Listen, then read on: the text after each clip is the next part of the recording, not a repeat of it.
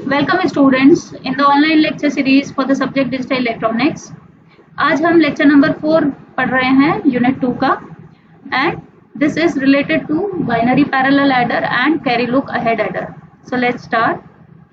Now we are adding four bit binary parallel adder. अब तक हमने देखा हाफ एडर और फुल एडर 2 या 3 बिट का एडिशन करने के लिए काम में आते हैं, पर अगर हमें 4 बिट का एडिशन करना है तो उस केस में हम कैसे यूज करेंगे, तो वहां पे हमारा पैरेलल एडर यूज आता है। The four bit binary adders perform the addition of 2 four bit numbers. हम यहाँ पे कंसिडर करेंगे जो 4 बिट के नंबर हैं एस ए एंड बी, जहाँ पे हर एक बिट को हम रिप्रेजेंट करेंगे by, if the input is a, its 4 bit will be represented by A3, A2, A1 and A0। अगर हमारे पास में इनपुट है B, तो उसको हम रिप्रेजेंट करेंगे bye B3, B2, B1 and B0। So we can implement 4-bit binary adder in 2 following ways। या तो हम यहाँ पे एक हाफ एडर लगा सकते हैं for doing the addition of 2 LSB, या फिर हम 3 full adders लगा सकते हैं यहाँ पे for addition of 3 significant bits। So सबसे पहले एक हाफ एडर लगा लीजिए, या तो एक half adder plus 3 full adder we can use, and that will make a parallel adder। and if that is not the case, तो हम यहाँ पे 4 full adder को यूज करके भी बाइनरी पैरेलल एडर बना सकते हैं। तो देखिए इसका ब्लॉक डायग्राम कुछ इस तरीके से है। यहाँ पे हम सबसे पहले A0 और B0 जो भी हमारा बिट है वो देंगे, and here we will get the carry। This particular full adder will generate 2 output S0 and C1। This C1 will react as the input for second full adder। Second full adder फिर generate करेगा output C1, S1 and C2। This C2 will be the input for the third full adder, and it will generate 2 output C2, S2 and C3।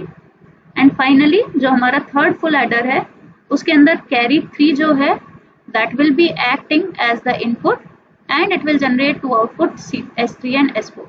So here we are considering an example। ये हमारा example है जिसमें हम A की value ले रहे हैं 0101 और B की वैल्यू ले रहे हैं 1010। So this bit is A3, this is A2, this is A1 and this is A0। इसी तरीके से ये हमारा है B3, this is B2, this is B1 and this is B0। So सबसे पहले हम यहाँ पे इनपुट में दे रहे हैं A0 और B0। A0 की वैल्यू है 1 और B0 की value, so A0 is 1, B0 is 0।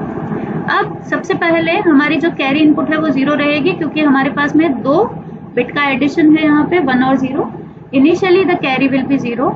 So here we can use a half adder, क्योंकि हम यहाँ पे 2 ही बिट का एडिशन कर रहे हैं और इनिशियली कैरी 0 होगी, तो इसलिए हम यहाँ हाफ एडर भी यूज कर सकते हैं, पर हम यहाँ पे इसको फुल एडर से समझ रहे हैं। सो 1 0, the carry is 0।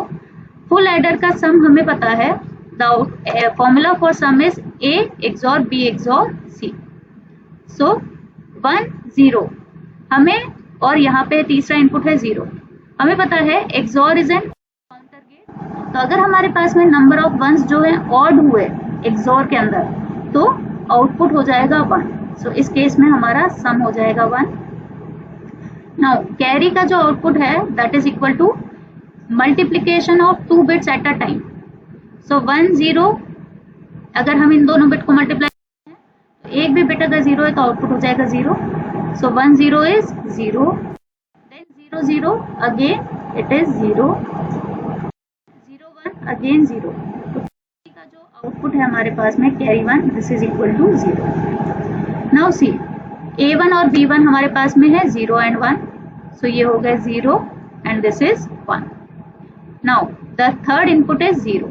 Again XOR करेंगे हम, तो XOR में अगेन हमें एक ही 1 मिल रहा है, ऑड नंबर है, तो सम 1 का जो आउटपुट है that will be 1। Now again multiplication of 2 bits will give you C2।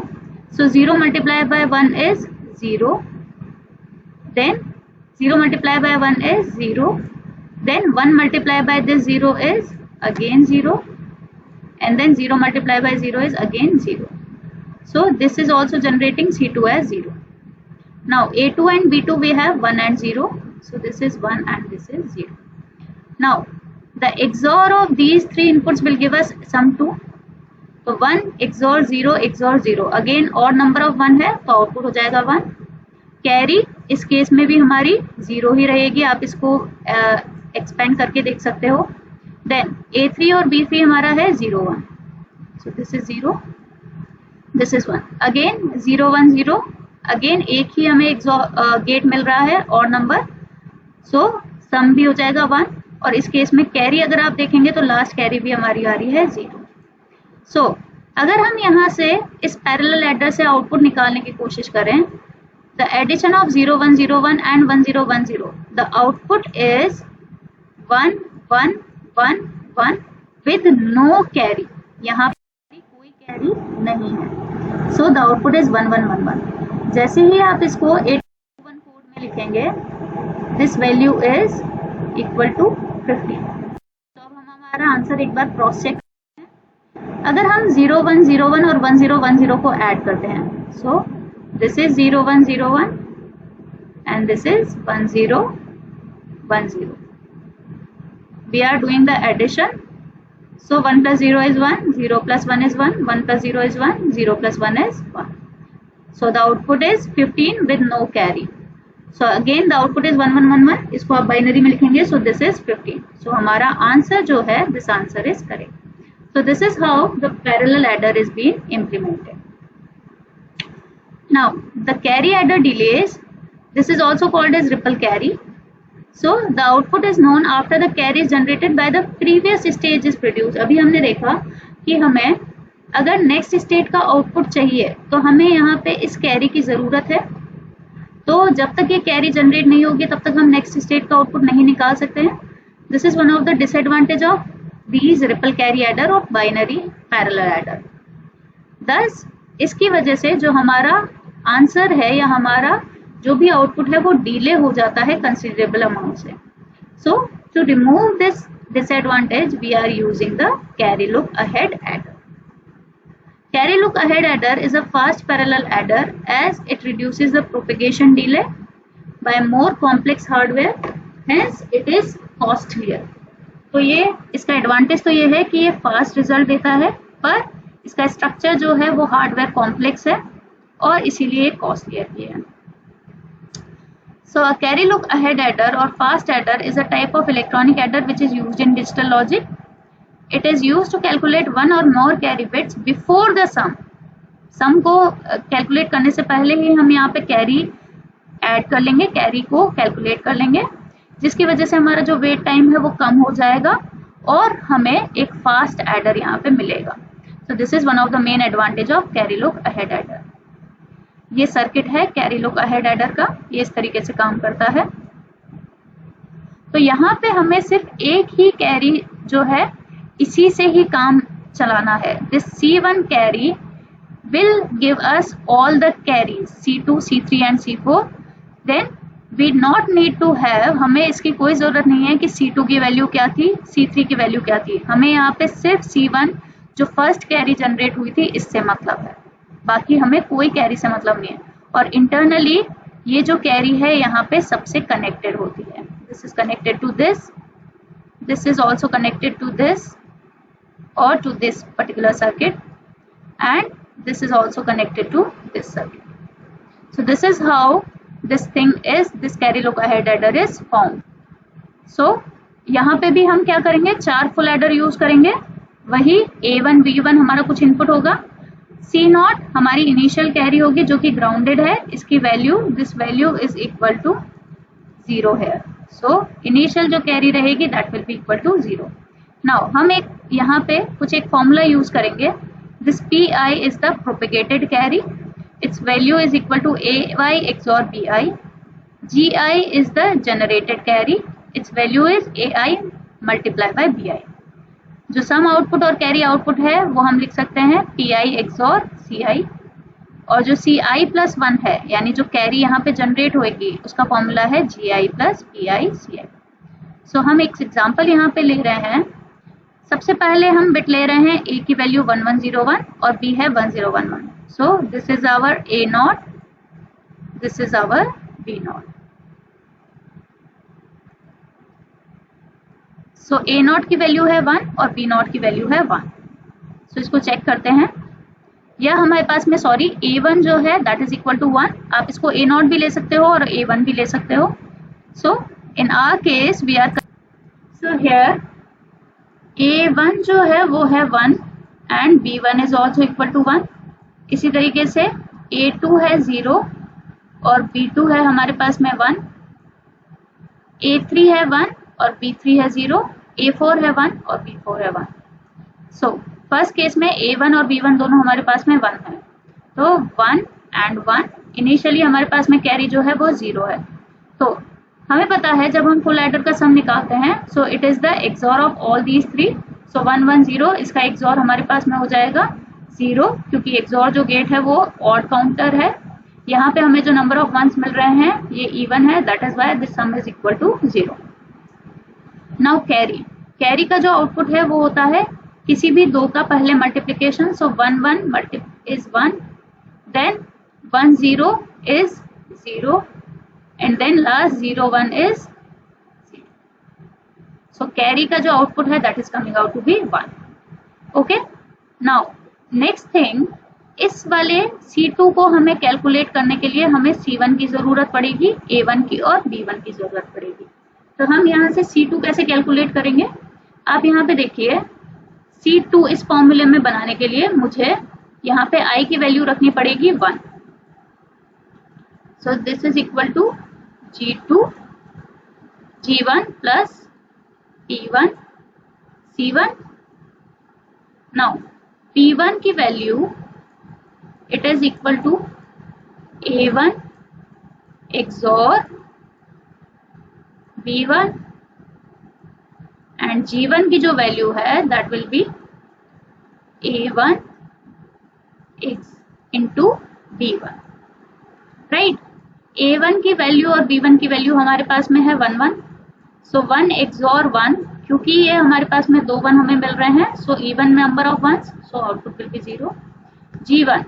G1 will be 1 multiplied by 1, so output will be 1. Now we are putting these values here. तो G1 की value हमारे पास में है 1, P1 की वैल्यू है 0 और C1 हमने कैलकुलेट किया था, C1 हमारा आ रहा है 1। So the output for C2 will be 1. So here we can take C2 is 1. Now A2 और B2 की जो वैल्यू है वो हमें पता है, it is 0 and 1. So 0 here, 1 here. Now sum जो आउटपुट है, अब देखिए यहाँ पे जो सम का आउटपुट है वो पहले हमने कैरी का आउटपुट निकाला, उसके बाद में हम यहाँ पे सम निकाल रहे हैं। This carry is dependent upon the first carry itself. तो यहाँ पे जो टाइम है ये कम हो गया है as compare to the parallel adder. तो यहाँ पे जो सम है that will be what, 0 XOR 1 XOR 1। So again the output will be 0। Now इसी तरीके से हम यहाँ पे C3 फाइंड आउट कर सकते हैं। C3 के लिए यहाँ पे हम फॉर्मूले में रख देंगे, this is what, this is C3। So formula हो जाएगा उसके लिए G2 प्लस P2 C2। सो हम यहाँ से इस फॉर्मूले से G2 और P2 निकाल लेंगे। एंड रिमेंबर C2 का जो फॉर्मूला है वो हमें यहाँ पिछली वैल्यू से नहीं लेना है, हमें C2 की वैल्यू यहाँ पे वापस से रखनी पड़ेगी। C2 की वैल्यू हमारे पास में क्या है, G1 plus P1 C1। So each and every time we have to use the value of C1 only. तो यहाँ से हम C1 की जब वैल्यू निकालेंगे तभी हम इस वैल्यू को C2 को एलिमिनेट कर सकते हैं, इससे हम C3 निकाल सकते हैं and then we can find out C4। सो इसी तरीके से हम C3 की वैल्यू फाइंड आउट कर सकते हैं और finally we can find out the value of C out also. So जैसे ही आप इसको आगे एलिमिनेट करोगे, the value for this S3 and S4 are coming out. S3 and S4 की जो वैल्यू है यहाँ पे हमारे पास में, जैसे ही आप इस फॉर्मूले से इसको कैलकुलेट करोगे, so the value of S3 is coming out to be, इन्हीं फॉर्मूले से हमें ये वैल्यूज कैलकुलेट करनी है। So S3 will also be equal to 0 and यहाँ पे हमारा जो C3 होगा, जैसे ही आप इसको कैलकुलेट करोगे ये भी 0 आएगा, C4 भी आपका 0 आएगा S4 को जैसे ही आप कैलकुलेट करोगे that will be 1 and finally C out की जो वैल्यू है वो भी आएगी 1। तो यहाँ से हमें जो आउटपुट मिल रहा है that output for this particular example is coming out to be 11000. So the output is coming out to be 11000 and this is our carry out. So this is carry out. Okay, now see, इसको हम अगर cross check करें तो क्या ये value हमारी सही आ रही है, एक बार चेक कर लेते हैं यहाँ पे. So this starting value, this is the carry output. Now अगर हमें यहाँ पे इसको क्रॉस चेक करना है, so let's add these two numbers 1101 and 1011.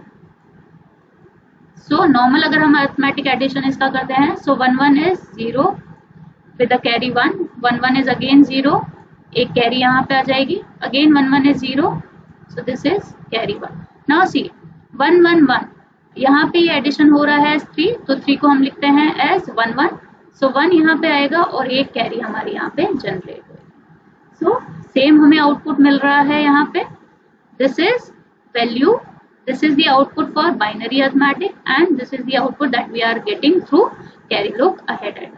That means हमने जो कैलकुलेट किया है that is completely correct. So we can say carry look ahead adder जो है वो बहुत फास्ट आपका एडर है as compare to parallel adder, क्योंकि यहाँ पे सम कैलकुलेट करने से पहले ही आपकी कैरी कैलकुलेट हो जाती है. कैरी के लिए वेट नहीं करना पड़ता, सिर्फ एक बार ही हमें कैरी का कैलकुलेशन यहाँ पे करना पड़ेगा, उसके बेसिस पे हम सम की वैल्यू फाइंड आउट कर सकते हैं. सो this is all about parallel adder and carry look ahead adder. Thank you.